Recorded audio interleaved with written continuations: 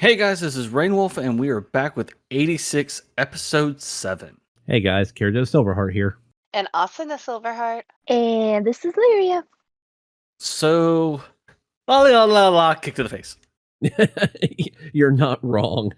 The best way to sum up this episode. Yep. Like, this episode was a gut punch.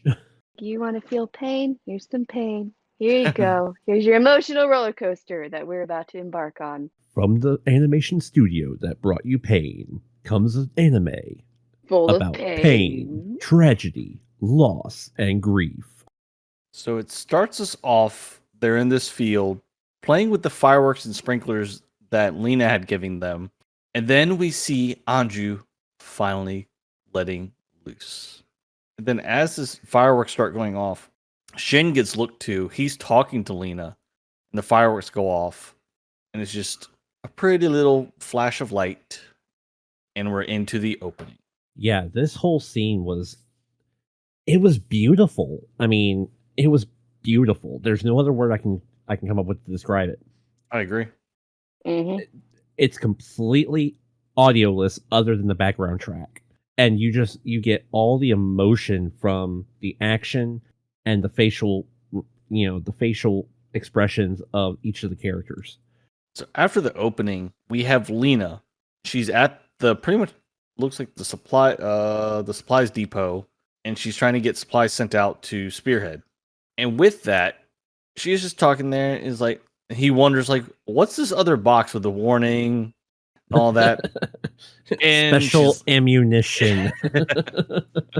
Yeah, the special ammunition. That and a moment was little kind of slight funny. of hand, and she No, that was not Yeah, a sleight of hand. She threw that money in his hand. She was like, "Here, take this. Let's not tell anybody." I don't know what currency they use, but you literally see like 2,000 or 3,000 yeah, of whatever it is Whatever it is. like slid into his hand. She's like, it's special ammunition. As she's sitting there having a panic attack about it too. It's because great. she's hoping he takes it. And then she's walking down the hallway as she leaves with her wallet open. Now it's like there's gonna be a gift probably go around that's like the money flying out of the wallet or little Right. poof clouds. It's like my savings. And this is the moment that makes me think of myself and several other people in my life. She trips over her own foot. Shut up. Face plants That's in front of my- 2 other officers. You know They're like, ma'am. nothing. They just salute. Want to join the festivities, Major?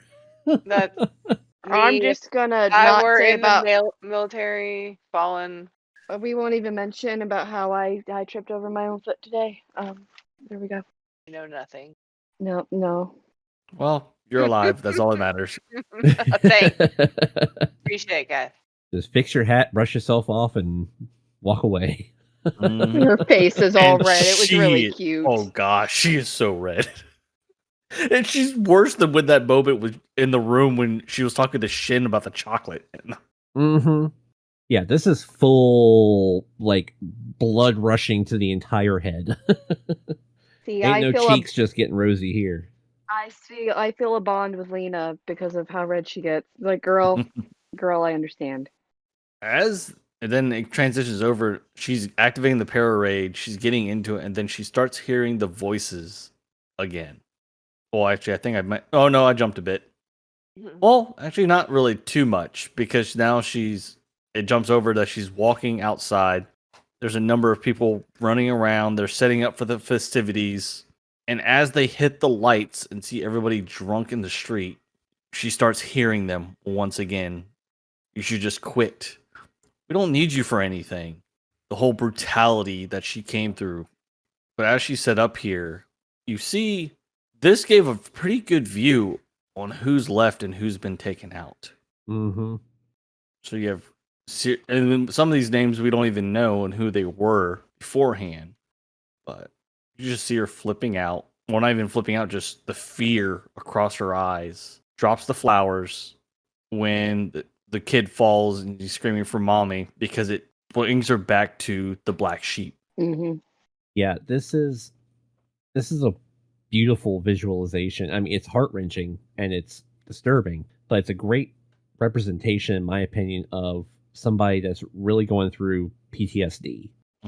Any moment, any little thing can trigger those memories and trigger that reaction in you. I mean, it could be the simplest thing: a camera flash, a kid falling and making a sound that makes you think back to what happened. It shows exactly just what kind of strain and toll this is taking on her. It gets pretty bad too, because as she's passing the dude that's eating his steak, she puts her hand to her mouth as she's about to vomit. Because remember, she has witnessed the death of somebody physically. So now she's back at her desk in her room, and you got Lieutenant that picks up the para raid this time. They're saying that Shin is actually tired, and they bring up some pretty good points here on that. With him, knowing him, he probably doesn't sleep much with him constantly hearing those voices, but getting to the point where he's tired enough that no matter what's going through his head right now, it's like nothing to the world. Yeah, and just like they talk about, even if he wasn't hearing the voices 24/7, he's still in the middle of hell. He's in the middle of a combat zone. Yeah, and That's not they're all something that you can tired, just yeah. relax. Yeah, because you may get a good couple hours of sleep, and then you're jolted awake, and within maybe not even 2 hours because of a fear or something goes off that, oh, now it's time to go fight in the middle of night. Then she's continuing on that the request for reinforcements are from surrounding units, so please hang in there a bit longer. Thanks, I guess. And that, I guess, kind of gave a tone that kind of felt something else was wrong. Yeah, I think it's also they don't expect much, so that's kind of why that they took that tone with her.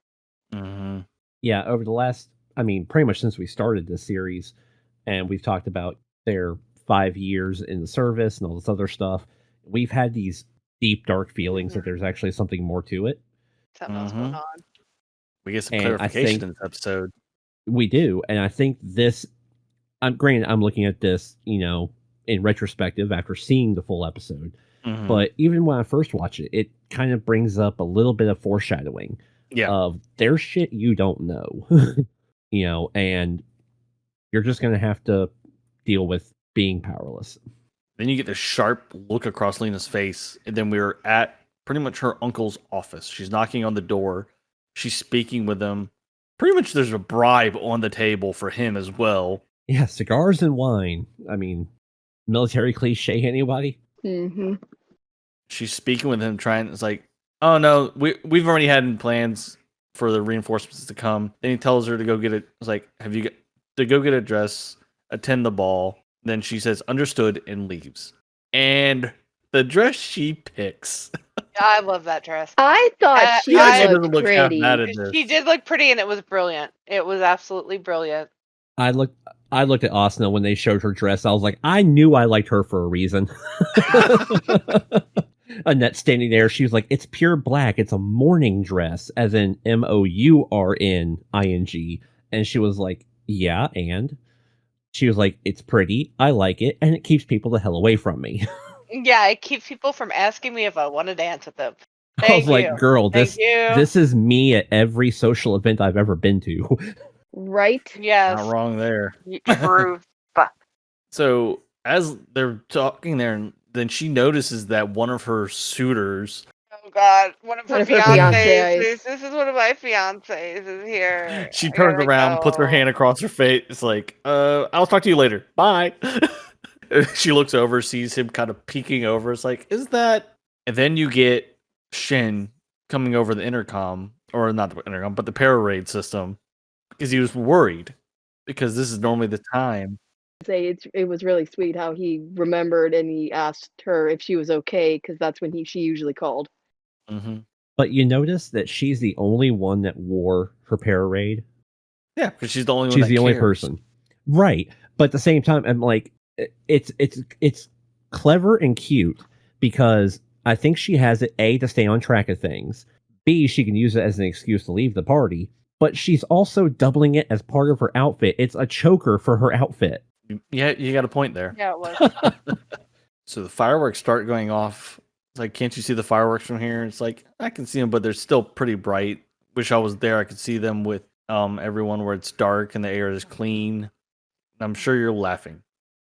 I don't remember them being that bad. It's just pretty much a lover / non-lovers conversation. This is pretty much what's going on right now. Mm-hmm. Yeah, you're not too far from it. And she's also, again, still very self-conscious about what she says to who she says things to, because she mentions, I wish Lieutenant Irma and the others could have seen them too, and immediately is like, oh crap, was that too soon? Was my timing bad again? And he's like, nah, you're cool. We're used to this. And he brings up that Anju has finally been able to cry. She is the type to keep things to herself, so that meant a lot. Yeah, and he also mentions this is the first time we've ever actually been able to give anybody a proper salute, a proper gun salute. Kind of like if anybody ever attends a military funeral service, a 21 gun salute. This is the first time they've ever actually had the materials and the resources to bury the fallen and give them a proper send off. Which I personally really like, because I really like Daya. So the fact that he actually got a proper send off like that, along with Burnt Tail. Burnt Tail, yeah. I was trying to remember. It starts with an L. I don't remember, because this is the first time we actually get her name. Lekka. And then he also brings up, it's like, will you remember us well? And the transition into her response oomphed the whole situation. The raising of the hand, and then she's like, I will remember. And then it goes into the title card. Will you remember me? So after the title card, we're at the point where Shin is receiving the supplies. There's some new juggernauts. Like, ooh, they got new units. Yeah, and this is that director style that Kirito always talks about, that he enjoys so much, where they go from one perspective. We've seen her side. Now, what's their side? What's their perspective? Well, this one's kind of I more of a This one didn't this backed up a bit, but not quite a lot on this. Yeah, situation. but we definitely. I feel like there was a lot that Lena didn't include in her narrative. Yeah. That we saw with this. I felt like there was a lot more, and the feelings were definitely even more intense than they already were. I really enjoyed that, actually. I actually liked the switch a lot this time. I agree. And again, we get to see more belittling of the 86. You have the... Definitely in this scene is like, oh, how'd you get her to sign off on this? You beg? It's like, we're busy for the festival too. Yeah, it's not like you pigs deserve any presents from us actual humans. And I'm like, you're a piece of shit. Agree. But I love this when Shin is flipping through the clipboard, and he goes to page 2, and there's just a handwritten add-on to the list that says there's no tracking identification number for the package, and it says custom warhead. Supply count 1. And I was like, But then he opens the box, and we see all the fireworks and sprinklers, and there's a handwritten note from Lena that says, please enjoy them with everyone, which Sparklers. Really sweet. Did you guys call them sprinklers? They kept Sparklers. saying sparklers, not sprinklers. Same thing. One's just with fire, or one's with water. It's very different, I assure you, sir. But okay, I'll let you have it. Add some feed gas to the sprinkler. Sparklers. See, I'm only going to not argue with this, because I don't want Rainwolf at my house showing me the difference between sprinklers and sparklers and the house catching on fire. But then you have... Well, but he'll have the sprinklers, so... He'll have you out there with them. That's what he'll have. Okay. Yeah, that'd be a problem. It'd be and Kirito causing a problem. But like we said, we'll have the sprinklers to offset the sparklers. So, I mean... Not if there's gas feeding to the sprinklers. It'll All right, only... okay, you know what, Wolf? He's not allowed. He's just not allowed. Listen, I put a lot of work into this house. So then transitions over a little bit. I still can't remember her name. I don't know why. And we've had her in quite a few episodes. The redheaded Karina, yes. I can remember Anju, but I can't remember Karina. I don't know why, but oh well. You really like Anju. Anju's the mommy. I like Anju. That's why. It's like, you're like, Karina, and I'm Karina sure doesn't you're really right. have the flair or any... She doesn't really stick out. She she's the like quote unquote. I guess she's like the romantic rival. She's the Boobs McKenzie to which, even though Lena is more Boobs McKenzie, but she's the Boobs McKenzie to her. I guess that's what it is. Lyria said that she has a horribly sad backstory that Oh, we're she hoping does. Yeah, she does. that we want to incorporate it. But yeah, I'm kind of with you. She's not a super like, but she's one of the two females left, which is And we see that in the horribly scene. depressing if you think about it, because you remember seeing all those girls together. We may get into the backstory if they don't talk about her backstory, because it needs to be mentioned. I really hope they mention, because it makes her character a lot better. I think if they didn't mention it fully in detail in this episode, they probably won't. Unless I don't know. there's They're a scene hinting of at her it. dying. Well, they're hinting at it heavily. Yeah. And I know Angie's backstory, like there's something, you saw her back. Yeah. The reason she never, and because she also brings up the point that she never really showered anyone, she always showered by herself. Yeah, but there's two of them left now, so. And the only person that really knew the secret behind that was Daya, and he's dead. Yep. Yeah, so no one knows. And what I've kind of got the feeling of as well, that obviously there was something between Andrew and Daya, but Andrew probably didn't want anything to affect the unit. Is probably why she always stepped back from an actual relationship probably happening, but also to the point that if somehow they got out and everything went where they were out of this whole situation and everything like that, then probably she would have been like, all right, Daya. I think Anju also she seems very smart to me. I think she also, it was almost, I think she thought, I'll spare myself the pain because we're not going to live. Yeah. Too, there's that on the flip as well. Side. I'll spare myself the pain, but she couldn't, but when you're young, you make mistakes like that. So there was more of a bond there than she thought there actually was. Yeah, I could agree. It really kicked her in after the whole situation. And after the whole shower scene, well, it's not technically over / not over scene, but it transitions over into where Shin is taking out one of their allies, doing the finishing blow like he normally does. It's like, even if we die, our Reaper will take us there. That line.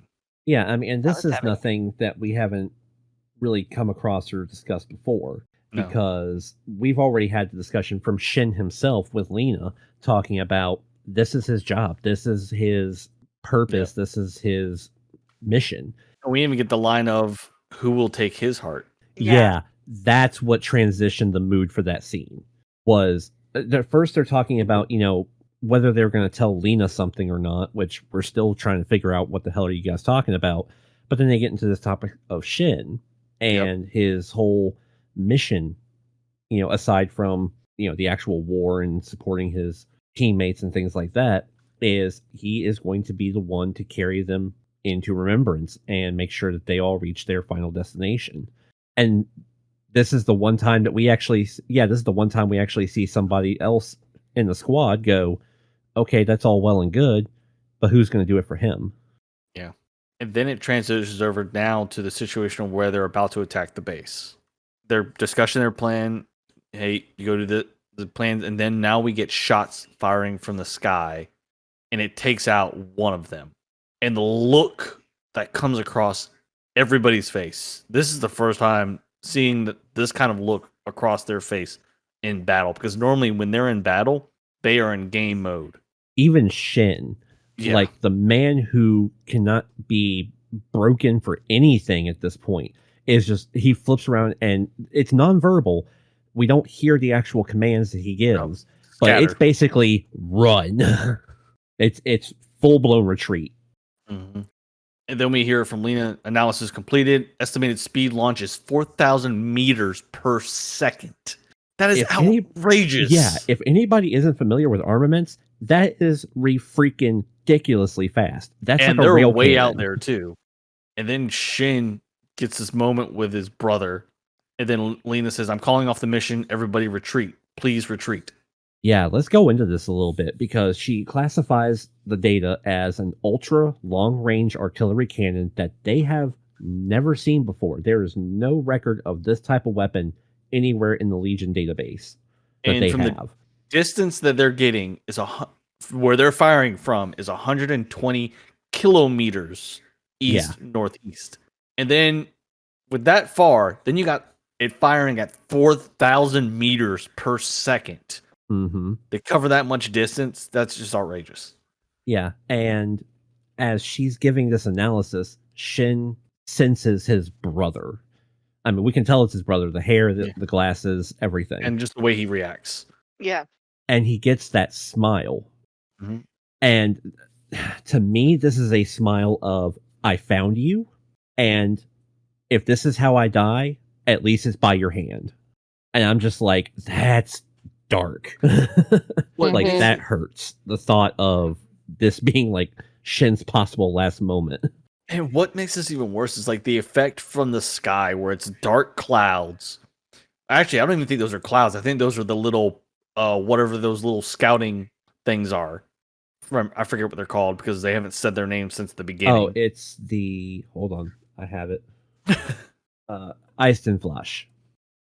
I think it's just the sky covered in that, but seeing these rounds coming through and just now opening the sky of light, it's like a blast from the heavens. Is pretty much what this is portraying right here. Mm-hmm. Now they're back in the field where they were when they were firing, doing the little fireworks, the sprinklers. Their mechs are wrecked. Oh yeah, they're in no condition to continue unless they get somehow repair or something. Yeah, you know, Raiden's looking out over the field and everything, and he's like, "Looks like we shook them off." And Lena's still on the comms. Mm-hmm.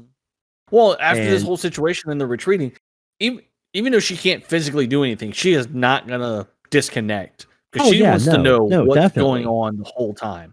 No, definitely. Yeah, I mean, we've seen that even with the execution of Daya.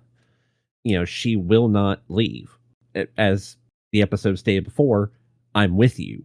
You know, she's going to be by their side as much as she can be. But Lena starts flipping out that the general said they already had plans to bring in replacements. I don't understand why it's taking so long to get support and reinforcements. And this is where this is when the knee hits the groin. Mm-hmm. Because Shin tells Major, everyone, you're okay with it, right? He looks to everybody. They all take a seat. They nod. Whoever's standing takes a seat. They nod. Lena's like, what? Major, that's enough. Nothing you can do will change a thing. And then they go into describing on what the Spearhead unit actually is. They are pretty much a execution unit. Because they are the smartest of the units. And to be able to survive for this long of time frame, they are worried about rebellion. Yeah, we made a joke in the past about calling the 86, you know, the Suicide Squad. This pretty much brings it to life. This is a suicide mission. You know, there is no hope for you. Yep, because they conscript us with 5 years, you're out thing as bait. And they even make up the comments of saying that, oh, we can... Crap, brain thought. It's like after your 5 years, you can go on about, no. This is a unit that pretty much to surrender. They could have just ran away or they could have done other things to perspective on this. And like we could become like the pigs but for the ones that had raised them before, the good ones, they don't want, because there's a mix of the good and the bad, and they don't wish for the good to perish, even though to let the evil perish. Yeah, they had a lot of people that, you know, have helped them. He mentions that Shin was raised by a monk or a priest, and they mention an old lady for a werewolf. Used to babysit him and take care of him, and when he was little, like there's a lot of people, so they know there's good people out there as well as the bad, and they don't want them to suffer too. It's one of those things. So it's a very tough moment. It was very good and very necessary, but it is a rough moment to think about. Agreed. Yeah, I think honestly, this is the moment that Lena's really going to have a crisis of faith. Like, this is going to be the turning point for her. She was already, you know, rebelling against the military because of her views about the 86 and them actually being humans. They're not trash. They're not subpar. Yeah. But this is going to be the moment when she goes, WTF? And I wouldn't be surprised if he finds one of those new sparkly juggernauts sitting in the supply depot and Yeah. No, Waiting. see, so I've thought about that. I've thought about that a little bit over the course of the series so far, and as much as I think it would be amazing to see Lena like show up on the front lines, jump in a juggernaut, and just unload hell but with on the but with this Legion. whole scene, the way this is going, I don't think something like that would. No, I can It's see not that. I happening think yet. It's not happening Lena, yet. Lena, to me, at this point, yes, she is naive. Yes, she has this idealistic view, but this girl is smart. She is Mhm. clever and she is resourceful. She is going to do everything she has in her power from the inside to help them out. I think this is going to be the turning point when she goes rogue from the inside and she Yeah. says, F the chain of command. You know, if they need something, I'm going to get it to them personally. We've already seen her bribe off officers to do stuff. Yeah. You know, this is the Even though she point was when a nervous wreck. she's gonna flip the script and she is going to spend 24/7, you know, focusing on the 86 and making sure that she doesn't lose a single one of them.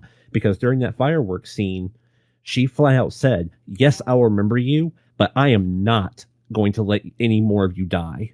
I agree. And now that she knows this, hell yeah, she's definitely reaffirmed in this moment. Mm-hmm. And where Wolf even makes up the comments of like we could have just ran away or we could have gotten revenge, but we didn't want to leave the ones that helped raise us, but also that were kind to us, but also all the others that are out there that are kind of see the same way but too scared to interact. Yeah, they all know that the easiest thing that they could do is sit back and do nothing. Yeah, he even brings up the moment. It's like, oh yeah, we could just let the Legion go. We could just sit back, and let the Legion come stay. He's like, we can. Basically, he's like, we can hold the freaking door open for him and let him march right into the city and take out all of you people And they for say about treating us how like this. yeah, they're like, we'll die too, but at least we'll take you with us. Yeah, Mhm. and I'm sure that's a mentality that the general populace of the 86 probably has. But as far as this unit goes, they go, what's the point in us treating you the way you treat us? You know, at least we have pride. There is also the comment that it's said by Werewolf that it's like there's been a number that have fought over the years. Proud 86. We've all decided which ones we wanted to be pretty much the protectors to try to keep everyone safe, trying to prevent the continuation of this if possible.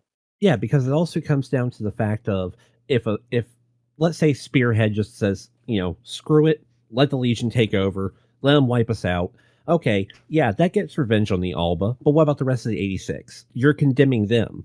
You're no better than the Alba at that point. And that's exactly what Raiden says in this moment. He's like, we lose everything and everyone if we just sit back and let the Legion take over. When he's talking this whole time with the way, because he gets up, he takes a foot, they're pretty much at a dugout at this point. He puts a foot up, and then you just see the night sky and the clouds going. And then you see him eventually get up, walks out with the night sky and these clouds just moving. Then all the flashbacks to when they were lighting off the fireworks and the sparklers. I hope he doesn't die. Like I hope this wasn't his grand speech and that's it. I really do. Because it was a fantastic speech. I mean, I'm not gonna say it wasn't great. It kind of has But death flags. I'm sorry. It does scream. But this Good. series has been kind of surprising with like the stuff that normally happens. It's been a little bit of a change. So I'm gonna give faith that this is not the last thing we hear from him. No, I like his character quite a bit. Werewolf is great. But yeah, I hope that's not his swan song. Then it Cross our transitions fingers. between everybody, and then we get the closing credits. At first, I thought this was like I didn't think we were getting. I looked down, I was like, we probably not getting anything after this. Yeah, but this closing credit scene, can we take it just a second Yeah. for this one? Because it looks like it's a blood-covered hand. It's like I immediately got flashbacks to Daya, like reaching out of his juggernaut right Mhm. before Shin had to execute him. Yep. Mm. This is with the way this transition, definitely with the colors that get implemented in this closing credits. I think it's Shin putting his brother to final rest. See, that's kind of what I'm thinking too, because this is the first end animation still image that's had a little bit more motion to it. We actually get a 3-frame transition. Yep. In here. It goes from the outreached hand that, like I said, it almost kind of reminded me of Daya reaching out of his juggernaut, to a blue arm with a fired pistol, to a dropped closed hand. I don't really know the semblance behind it. You could put all kinds of interpretation into it. Yeah, but with the colors, it kind of, with the whole Yeah. situation for Shin and his brother, with his brother having the Dullahan with the red scarf, then Shin having the blue scarf as the Undertaker. Mm-hmm. Yeah, and I agree. I'm right there with you. I'm getting the vibe from that. But this could also just be the realization. This could also be a visual representation of just what they were talking about. You can fight and fight and fight and hold out for hope, and the minute you're done, you're done. Because if the Legion doesn't take you out, the Republic will. Yep. After the end credit scene, it brings us to a low by the looks of it, or is it assault unit? Okay, so we transition over to the Eastern Theater Combat District 16, Unit 1, the Falks unit. Which, just a little side note, I had to go back and double check some things, because I noticed during the combat scene earlier in the episode, you see Shin's communication log on the left side of the screen, and the very last name on there was Falk. And he was talking about, these 2 other platoons will flank the units when we pull them out. Yeah. And I'm thinking, okay, are they coordinating with other squads? Or how is this working? Is Falk the leader of the Falks unit? But no, I went back and double checked the character listing on the wiki. Mhm. Falk is actually, give me a moment, I forgot his name already. Haruto, the little redhead kid. Gotcha. Oh, is that? Oh, okay. Yeah, that's Falk. So it was literally just him talking to his squadron. It was him talking to Spearhead. Oh, and side note, I also figured out how the platoon thing works within Spearhead. Mhm. So let's say you have 5 different platoons going out on a mission. So Shin will be in charge of platoon 1. It'll be him and 4 members, or him and 3 members, and then Werewolf Raiden will be the leader of platoon 2, and he'll have 3 other people under him. And then Daya was the head of a platoon. Snowwolf took over for him when he died. So they have a couple people under them. That's how they break it down. So we see the Falks unit firing on what, like you said, Wolf, almost looks like a low. But modified. Yeah. This like, is much a beefier. Very durable armor plating. Yeah. And then all of a sudden, this thing just pinpoint accuracy takes out 7 units with 7 shots. This is probably a commander unit. This is most likely a Shepherd. Yeah. And considering the size of it and that kind of flared wing style, ooh boy, this thing's gonna be a beast. I mean, we can already tell it's a beast. Yeah, it's gonna be hard to take down, because it fired those rounds like it was, even for its size, it was firing off those rounds pretty quick. Yeah. And like I said, with pinpoint accuracy, because as we see the 86 squad firing on this unit, we see there's a few of them up in the buildings. There's a few of them behind some debris. Yeah, and literally it goes pow, pow, pow, pow, pow, pow, pow, pow. They're like and nothing. Takes out each one with a single shot. Who knows who survived? And I doubt there was any survivors. Mm-hmm. Not with piercing explosive damage like that. Hell no. No. And the title card we have for episode 8, Let's Go. And it's not just let's, but there's an apostrophe there. Yeah, as in let us. Mm-hmm. As in we as a group, let's go. We might get a huge battle scene next time. God, I hope so. I'm ready. I'm ready. We haven't had a very nice epic battle scene since episode 1. Yeah, it's been all which it's been great, but it's mostly been emotional. Yeah. Like, but for being a war, you kind of... Yeah. I'm excited for the battle scene too. Like usually, not always am I excited for battle scenes, but this one I'm actually pretty excited for. There's They only 4 the episodes animation was left. wonderful. Yeah, it's gone very quickly, actually. Now I gotta think about it. I gotta figure out what we're gonna do before season. Well, I'm telling you right now, I Anyone am has suggestions, let us know. Agree. I'm completely stoked for our post show because so far, I mean, granted, we still have a few episodes for things to come out into the air, Mhm. but there are But things there's gonna I've be a read. number of things to add to certain characters. Yeah, there are things I have read. There are backstories and backgrounds I have come across that I Yep. really want to delve into. Right? And I if, feel you. We and if know. the anime doesn't bring it out, then man, we're gonna have a hell of a discussion for By the the post end show. of episode 11 is probably when I will start reading, so that I'm not completely left out in the post show. It'll be That it me, just becomes the Kirito, Lyria and and Kirito show.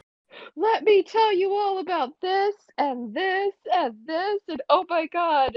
I've And been then being really good about it. Because I could Yeah, I know. easily read it. I have read I many a I manga haven't in a done it night. because I don't need to go down that rabbit hole. Half the time, Kirito doesn't know what I'm reading. He's just like, "Okay, honey, do whatever." And then he's like, "What's going on?" I was like, "Oh, I just finished a manga."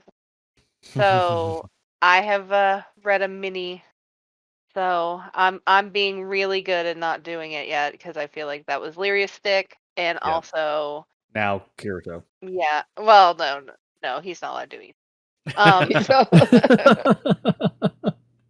So, That has any to go. last thoughts before we close out for the night? I guess that is a no. No, it's just a Yeah, I very think heavy we. episode. Be mentally prepared.